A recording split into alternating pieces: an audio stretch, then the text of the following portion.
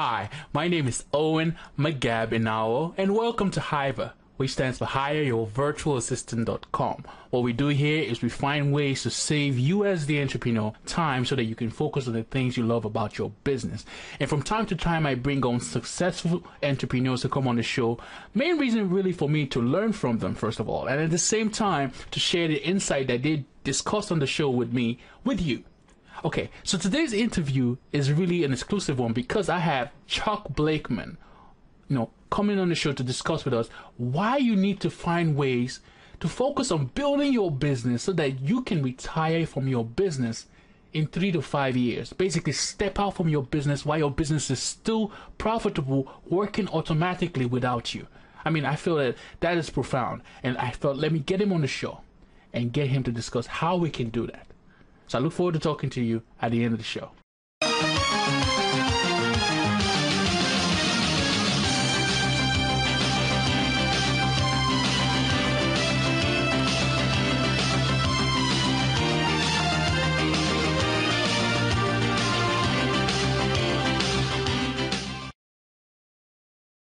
Hi everyone, I'm excited because I have Chuck Blakeman on the call, and he has some very good ideas about entrepreneurship, and I felt that being a show for small business owners, I needed to bring him on the show so he can share his ideas with you on how to actually what is it really about when you're trying to be an entrepreneur and create a business.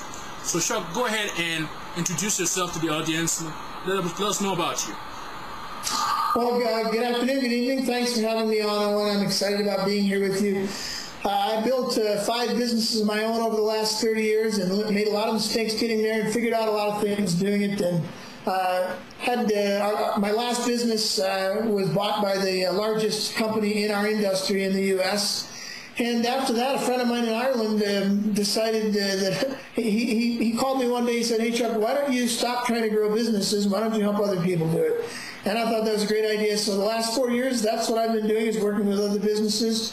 And the book that I wrote that we'll talk about later came out of this last 4 years of experience helping those people as well as doing it myself.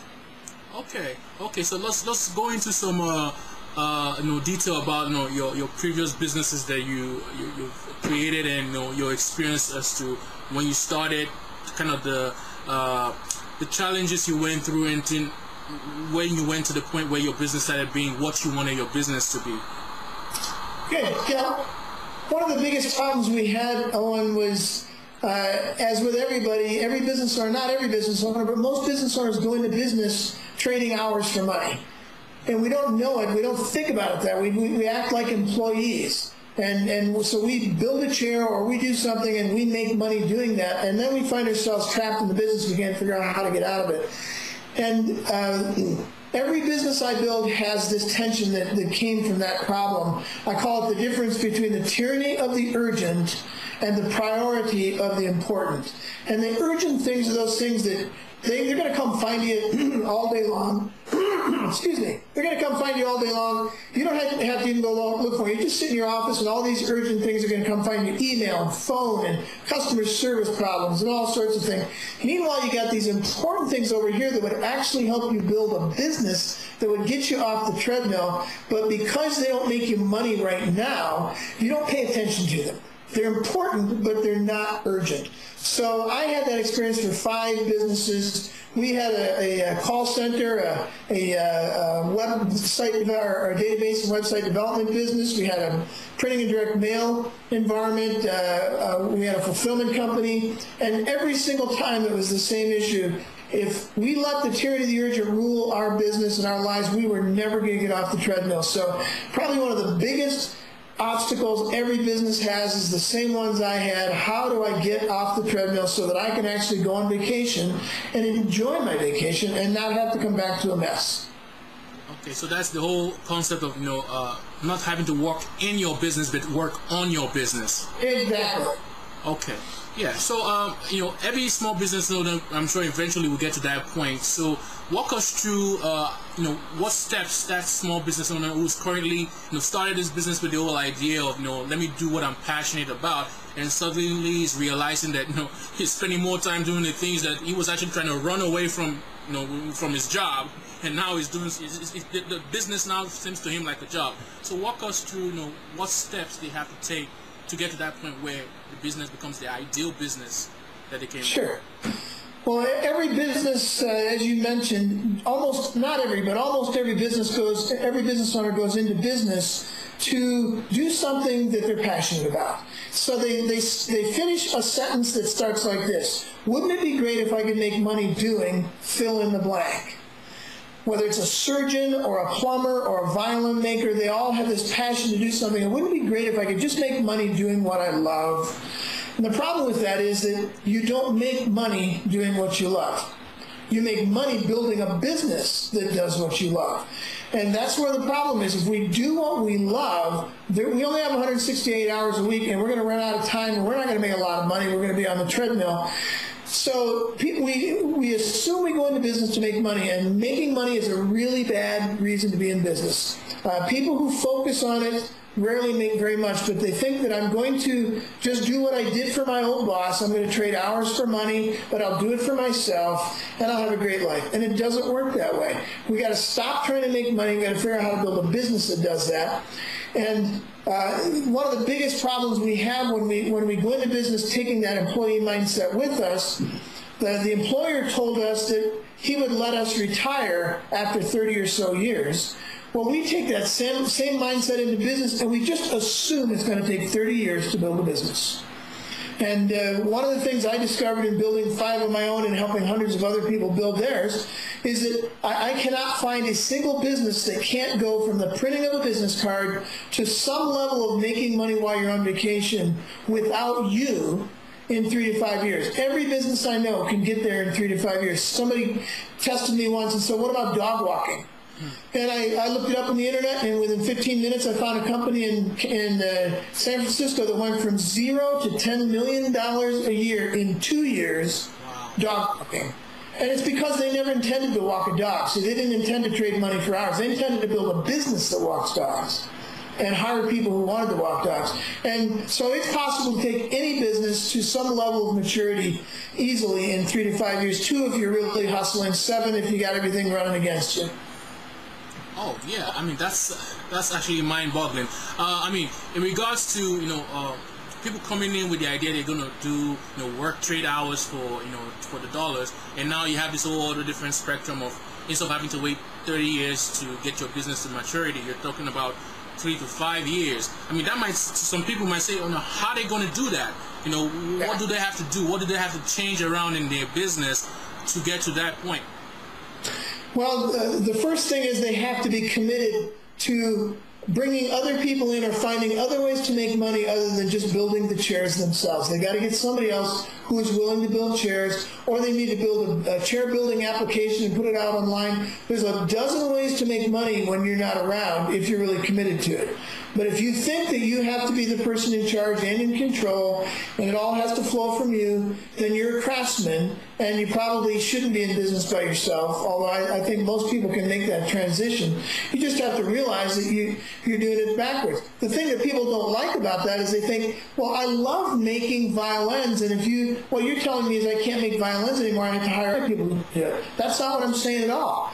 Hire 3 or 4 other people to make the really cheap violins, and then you only have to make the ones that are absolutely you get to make that violin, that once-a-year violin that is going to take you 6 months and you love doing it. And when you get other people doing it, you build a business that makes money without you, you get into a place where you can choose what to do in your business. Most people who have their own business without any employees spend about 20 to 30% of their time actually doing the thing they love doing. And yet they resist building a business because they're afraid it will take them away from that. They're only spending 20% of their time doing it. Build a business that makes money doing that, and you can spend 70 or 80% of your time doing that.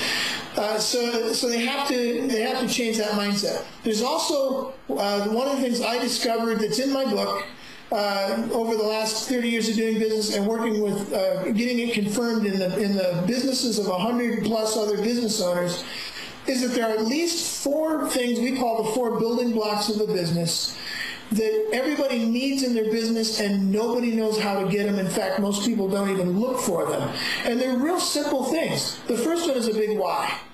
Yeah. Why are you doing it? You know, why is the most important question in business, and it's the least asked. Nobody asks why. Why am I in business? Well, I'm in business to make money. No, you're not. And I can guarantee if that's why you think you're in business, you won't make very much of it. You got to have a bigger why. The second one is a strategic plan to get to your why. And I'm not talking a business plan. I don't believe in business plans. I'm talking, we put together a simple little 2-page strategic plan that's in the book and in other places. All my business owners use it to run their business. I use it to run my business. It's a very simple process. The third one is process mapping, where I just want to get the things out of my head onto a piece of paper so that I can actually go on vacation. And then the fourth thing is outside eyes on your business. Because I love my baby. My business is my baby. I'm subjective about it. I can't see half the stuff in my business. I need somebody else to tell me my baby has warts, and we got to fix it. The problem with that, Owen, is if you think of those four things, the big why, strategic plan, process maps, and outside eyes, those are four things that most business owners go for 30 years and never do anything about any of them.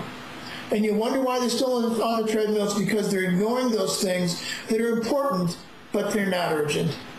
That's very good. I mean, I want us to go through each of those four things one at a time and in more detail, so that my audience can really understand what you're sharing with them. Okay. Well, the big why.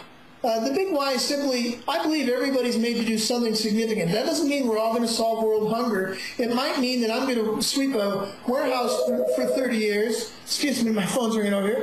Go ahead. It might mean that we're going to that somebody could sweep a warehouse for 30 years, keep some 3-year-old from slipping and falling, and that kid becomes president. We don't know, but we're all made to do something significant. And if we don't look for it and ask ourselves, what am I doing here? Then it's really hard to go ahead and continue to make money when you got no reason to. There's all sorts of studies that say somewhere around $125,000 a year, the correlation between happiness and money starts to go away, and by about 150 or 175,000, it's gone.